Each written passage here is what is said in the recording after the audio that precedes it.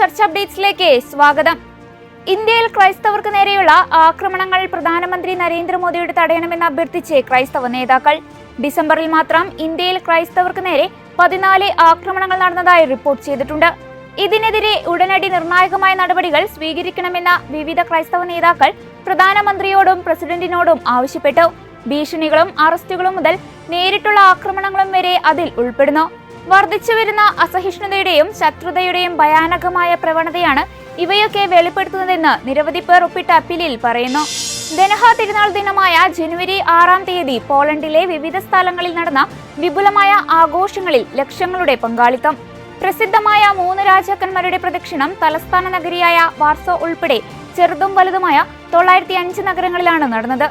ദനഹയോടനുബന്ധിച്ച് യേശുവിനെ സന്ദർശിച്ച പൂജ രാജാക്കന്മാരുടെ സ്മരണയുണർത്തി നടത്തുന്ന ഘോഷയാത്രകൾ പോളണ്ടിൽ ഏറെ ശ്രദ്ധ നേടിയ ആഘോഷങ്ങളിൽ ഒന്നാണ്. 17 വർഷമായി പോളണ്ടിലെ വിവിധ തെരുവുകളിൽ യേശുവിന്റെ പ്രത്യക്ഷീകരണ തിരുനാൾ ദിനത്തിൽ നടത്തുന്ന റാലി ഈ വർഷവും മുടക്കം കൂടാതെ നടത്തുകയായിരുന്നു. സംഘാടകരുടെ കണക്കനുസരിച്ച് 2 ദശലക്ഷം ആളുകൾ ഘോഷയാത്രയിൽ പങ്കെടുത്തുവെന്നാണ് വിവരം. സെന്റ് പീറ്റേഴ്സ് ബസിലിക്കയുടെ വിശുദ്ധ വാതിൽ തുറന്ന് ഫ്രാൻസിസ് പാപ്പ ജൂബിലി വർഷത്തിന് തുടക്കം കുറിച്ച് 2 ആഴ്ച തികയുന്നതിന് മുൻപേ സന്ദർശനം നടത്തിയത് 5 ലക്ഷത്തിലധികം തീർത്ഥാടകർ. സുവിശേഷവൽക്കരണത്തിനായുള്ള ഡിക്കാസ്റ്ററിയുടെ പ്രോ പ്രീഫെക്ട് കർദിനാൾ റിനോ ഫിസിഷെല്ലയാണ് ഇക്കാര്യം വെളിപ്പെടുത്തിയിരിക്കുന്നത്. ജൂബിലി വാതിലിലൂടെ പ്രവേശിച്ച് ദണ്ഡവിമോചനം പ്രാപിക്കാൻ 2026 ജനുവരി 6 വരെ സമയമുണ്ടായിരിക്കെ വൻതോതിൽ തീർത്ഥാടകർ വത്തിക്കാനിലേക്ക് എത്തിക്കൊണ്ടിരിക്കുകയാണ്. തീർത്ഥാടകർക്ക് സ്വാഗതവും അവരുടെ പ്രതീക്ഷയ്ക്കൊത്ത് ഉയരുന്ന അനുഭവവും ലഭിക്കുന്നുവെന്ന് ഉറപ്പാക്കാൻ ഡിക്കാസ്റ്ററി അശ്രാന്തമായി പ്രവർത്തിക്കുന്നുണ്ട്.